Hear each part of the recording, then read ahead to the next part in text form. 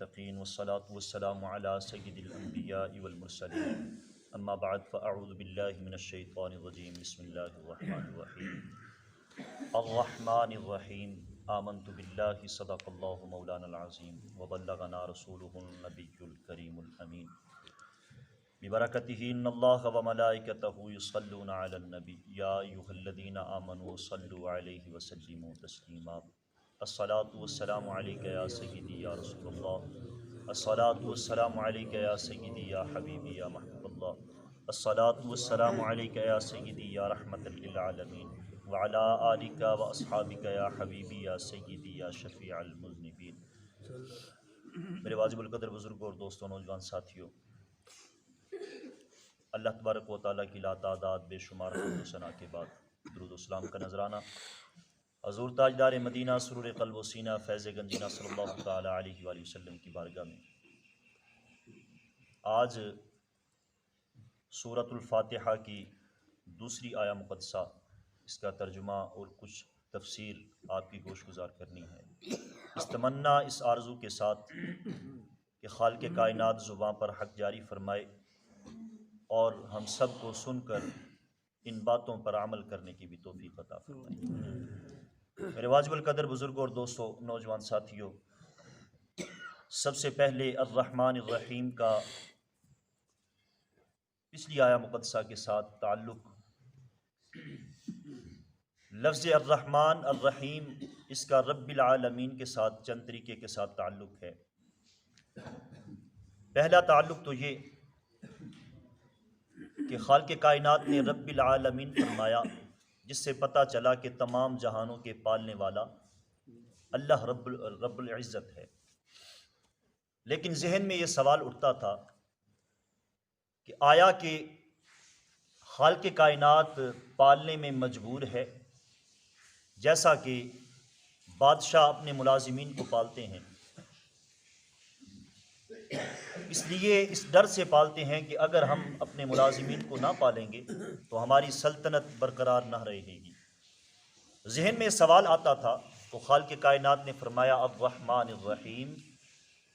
میں اس پالنے میں مجبور نہیں، فقط اپنی رحمت سے اپنے بندوں کو پال رہا ہوں۔ دوسرا تعلق یہ کہ پالنا دو طرح کا ہوتا ہے۔ پہلا یہ کہ رحمت کے ساتھ پالنا، دوسرا قہر کے ساتھ، جبر کے ساتھ، غصہ کے ساتھ پالنا۔ جس طرح سے اس کی مثال یوں سمجھ لیجئے کہ جیلوں میں بھی لوگ پل رہے ہیں، حکومت ان کو پال رہی ہے، ان کے کھانے کا، پینے کا، بیٹھنے کا، اٹھنے کا انتظام مکمل ہے، لیکن وہ پالنا قہر کے ساتھ ہے، غصہ کے ساتھ ہے۔ تو خالق کائنات نے فرمایا الرحمن الرحیم، میں پال تو رہا ہوں، قہر کے ساتھ نہیں بلکہ رحمت کے ساتھ پال رہا ہوں۔ اس لیے جب بھی دعا مانگو تو دعائیہ الفاظ یہ ہوں، اے میرے مولا عدل کے ساتھ نہیں، ہمیں اپنی رحمت کے ساتھ عطا فرما، کیونکہ عدل جو ہے، اگر خالق کائنات عدل کرے تو پھر بڑے سے بڑا بھی اس کے سامنے پر نہ مار سکے۔ تو فقط رحمت ہے جس کے سہارے تمام مخلوق پل رہی ہے۔ تو جب بھی دعا مانگی جائے رحمت ہی مانگی جائے۔ اللہ تبارک و تعالیٰ کرم فرمائے، اپنی رحمت کا تھوڑا سا حصہ، ایک قطرہ ہمارے اوپر بھی نازل فرمائے۔ تو میرے عزیز محترم، الرحمن الرحیم یہ دونوں ہی لفظ جو ہیں یہ رحم سے بنے ہیں، جس کا لفظی معنی ہے دل کا نرم ہونا۔ لفظی معنی دل کا نرم ہونا۔ ماں کے بچہ دانی کو بھی رحم کہا جاتا ہے، اس وجہ سے کہ اس بچہ دانی میں جو بچہ پلتا ہے، اس بچے کو اس ماں کے ساتھ بہت انس ہوتا ہے، بہت محبت ہوتی ہے۔ رحمی رشتے ہم لفظ استعمال کرتے ہیں، رحمی رشتے یعنی جن کا تعلق ہماری ماں کے رحم کے ساتھ ہو، ہمارے بھتیجے، ہمارے بھانجے، ان کا آپس میں بہت گہرا تعلق ہوتا ہے۔ رحمی رشتے اسی لیے فرمایا جاتا ہے، کہا جاتا ہے۔ تو اللہ تبارک و تعالیٰ نے اپنے صفاتی ناموں میں سے فرمایا الرحمن الرحیم، چونکہ خالق کائنات دل سے پاک ہے، لہٰذا اس کے لیے ان لفظوں کا ترجمہ کچھ یوں کیا جائے گا کہ مہربانی فرمانے والا، رحمت فرمانے والا۔ لفظی ترجمہ تو یہ ہے کہ دل کا نرم ہونا، چونکہ وہ ذات دل سے پاک ہے، اس لیے اس کا ترجمہ مہربانی فرمانے والا اور رحمت فرمانے والا کیا جائے گا۔ تو اس کی تھوڑی سی وضاحت پہلے بسم اللہ الرحمن الرحیم میں بھی گزری ہے، تھوڑی سی وضاحت یوں کر دوں کہ الرحمن اور الرحیم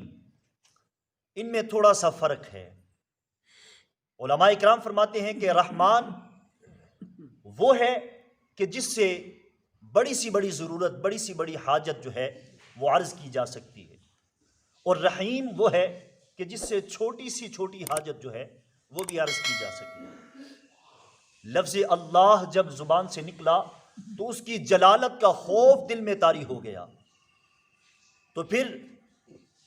جسم میں یہ سکت نہ رہی، یہ طاقت نہ رہی کہ اتنی بڑی ذات اور میں ناقص العقل، بالکل ناقص الجسم، اس ذات کو کیسے پکاروں؟ تو خالق کائنات نے انعام فرمایا اگر مجھے پکارنا ہے تو پکارو الرحمن الرحیم۔ میں جہاں اللہ ہوں، جہاں قہار ہوں، جہاں جبار ہوں، وہاں رحیم اور کریم بھی ہوں، رحمان بھی ہوں، رحیم بھی ہوں۔ حتیٰ کہ یہاں تک فرمایا گیا کہ اگر تیرے جوتے کا تسمہ بھی ٹوٹ جائے تو یہی پکار کہ اے مولا میرا تسمہ ٹوٹ گیا، مجھے تسمہ عطا فرما۔ بڑا سخی جو ہوتا ہے نا، بڑا سخی جو بہت بڑا سخی ہو، وقت کا بادشاہ ہو، اس سے جا کے کوئی منگتا دریافت کرے نا کہ مجھے 10 روپے عنایت فرما، اس کی نظر شرم سے جھک جاتی ہے کہ میں اتنا بڑا سخی، اتنا بڑا بادشاہ، اور میری سخاوت کے مطابق یہ میرے سے سوال نہیں کر رہا، میرے سے 10 روپے مانگ رہا ہے، اس کو پتہ نہیں کہ میں وقت کا بادشاہ ہوں،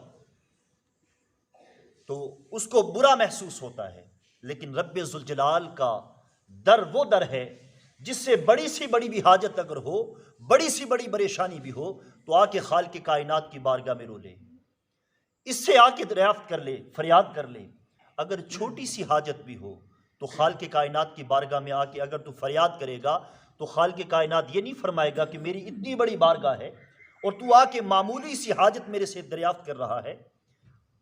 خالق کائنات فرماتا ہے الرحمن بھی ہوں، الرحیم بھی ہوں، تو بڑی سی بڑی حاجت بھی مانگے گا میں پوری کروں گا، تو چھوٹی سی چھوٹی ضرورت بھی آ کے میرے سے دریافت کرے گا میں اس کو بھی پوری کروں گا، تو مانگنے والا تو بن۔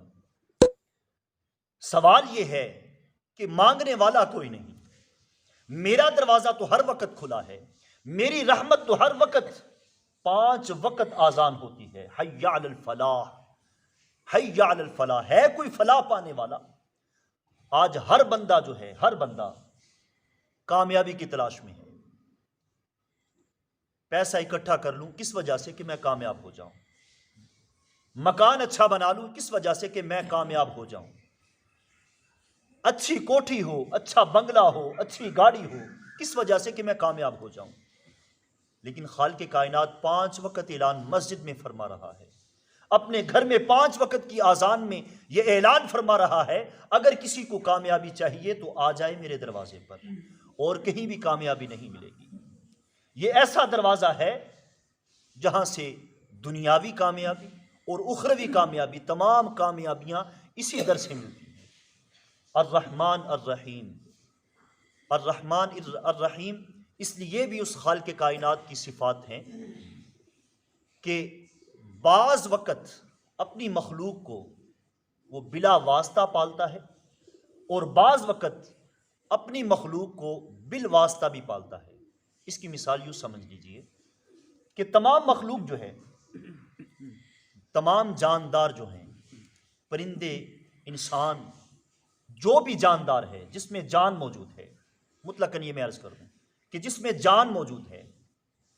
تمام مخلوق اپنے ماں باپ کے وسیلے سے پلتی ہے، اپنے ماں باپ کے وسیلے سے پلتی ہے۔ لیکن کوے کا بچہ جب پیدا ہوتا ہے، یہ ایک گوشت کا لوتھڑا ہوتا ہے، اس کی ماں اس کو پیدا کرتے ہی، جیسے ہی یہ انڈے سے باہر نکلتا ہے، اس کی ماں اس سے بے تعلق ہو جاتی ہے، اس کا اس کے ساتھ کوئی تعلق نہیں رہتا، حتیٰ کہ یہ گوشت کا لوتھڑا ہوتا ہے، خالق کائنات مچھروں کی پابندی لگا دیتا ہے، مچھر آ کر اس کے سر پر بناتے ہیں اور یہ مچھروں کو اپنا لقمہ بناتا ہے۔ یہ گوشت کا لوتھڑا، اس خالق کائنات کی کرم نوازی دیکھیے، اس پروردگار کی رحمت دیکھیے، ایک گوشت کا لوتھڑے کو کس حالت میں پالا۔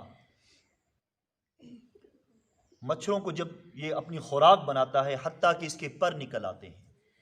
جب اس کے پر نکلتے ہیں تو پھر اس کی ماں جو ہے اس کی پرورش کرتی ہے۔ حضرت ذوالنون مصری رحمت اللہ تعالی علیہ ایک وقت کے ولی گزرے ہیں، آپ فرماتے ہیں کہ میں دریائے نیل کے کنارے جا رہا تھا، ایک عجیب ماجرا دیکھا جس نے میرے ایمان کو تازہ کر دیا۔ آپ فرماتے ہیں کہ دریائے نیل کے کنارے جا رہا تھا کہ ایک بچھو کو دیکھا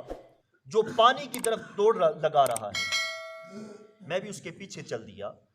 کہ پانی اور بچھو ان کا کوئی تعلق نہیں۔ تو جیسے کنارے پر وہ بچھو پہنچا،